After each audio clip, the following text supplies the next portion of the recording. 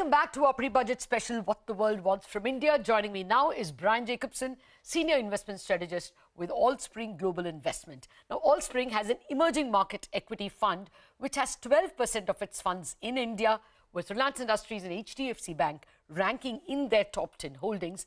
Brian himself heads the multi-asset team at Allspring. So, Brian, thank you for joining. And before I come to India and to the upcoming budget, what's your global pecking order in terms of asset classes, and what's the pecking order between developed markets and emerging markets?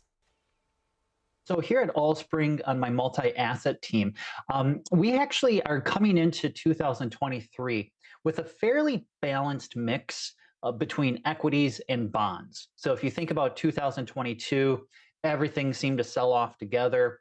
Balanced portfolios did not do very well. We think balanced portfolios can stage a comeback in 2023.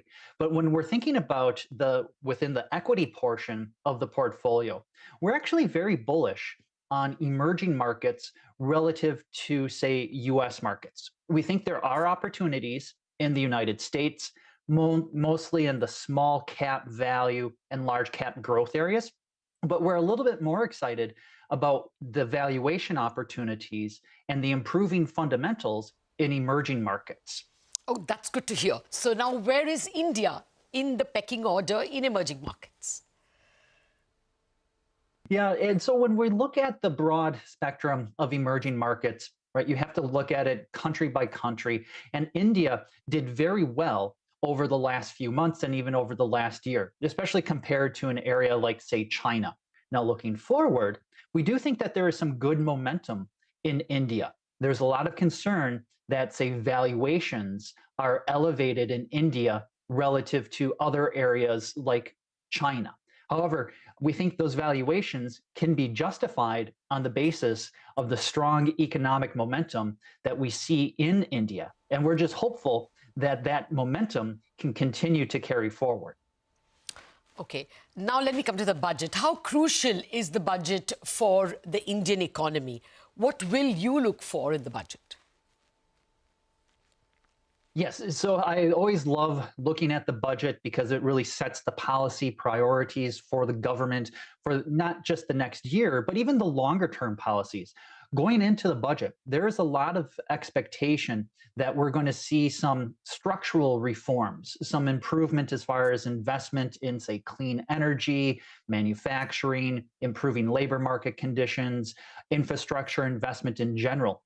And so there's already a lot of expectation that we're going to see this type of investment in what will hopefully benefit India over the long term with growth. And that could then confirm the idea that India will continue to be one of the top growers in the emerging markets, not only for the next year, but even over the next multiple years. Okay, got that. But how important is the fiscal deficit number itself? Will a high number scare investors like you? When we're thinking about this as far as the fiscal deficit, as long as the deficit is for good reason, if you think about the government spending, if it's an actual investment in the future, that's not all that bad. So the deficit on its own doesn't matter as much as the quality of the spending that the deficit is helping to fund. So we're looking at probably around 6.4% as far as a percent of GDP in the fiscal deficit. And that seems to be about the consensus on Wall Street. Yeah, I agree. 6.4 is for FY23, the current year, of course. But, some in India fear that this could be a typical pre-election budget. After all, the government goes into elections next year. So would that be the big scare, any budget giveaways? The way we look at it is, yeah, we always have to be aware of when the elections are. And if it is a giveaway budget, and not just for India, but this applies to other countries as well, I would point to, say, like Brazil as being another example, is a big budget. If they do, say, disappoint where it's too high of a deficit, is it because it's a bunch of giveaways? that is typically viewed as being negative. Now, when we talk to the different credit rating agencies and different analysts as far as the expectations of the budget, right? It's a stable outlook. It's not viewed as being a giveaway budget, but if it does become one, we would view that as being a negative, and we would expect to see probably the currency go down in value relative to the US dollar, and probably also yields and interest rates move higher relative to developed market bonds. Okay, now let me come to other issues. What are your thoughts on the Indian rupee? Are there any worries that it may depreciate a lot this year as well? Yeah, so whenever we invest in a foreign company, you're also investing in their currency. So we always have to be aware of that currency translation. The weaker currency should have been beneficial to the export picture. Now, India as a whole still has a trade deficit. Maybe a lot of that can be explained by the high natural resource prices as far as imports of oil and the such.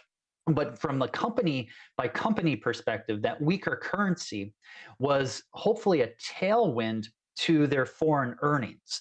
Now, going forward, we actually do believe here at Allspring on my multi-asset team that the currency is likely to continue to appreciate or go up in value. So we view that as being beneficial as a US-based investor looking at if it goes up, if that company's stock goes up in rupee terms, and we can also get a gain on the rupee, we view that as a double benefit. That's our expectation. A lot of that does depend on the budget. Is it too big, which could then push the currency lower, and also monetary policy. Monetary policy to us looks like it's been very prudent, that they're getting close to the end of needing to hike rates because inflation has come down.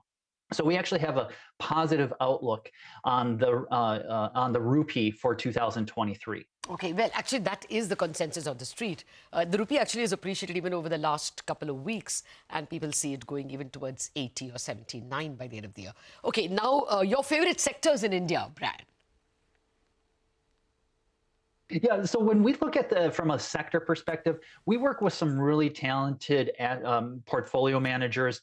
Allison Shimada is one of ours that they really focus on doing the individual stock selection and sector selection. So kind of from that very high level view that my team operates on, which is more the asset allocation as far as country allocation, we're positive on India.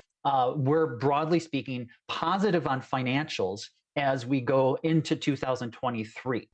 On that optimistic note, Brian Jacobsen, thank you very much for joining us. With this, we wrap up our pre-budget special, What the World Wants from India. We'll be back with more news and updates in just a bit.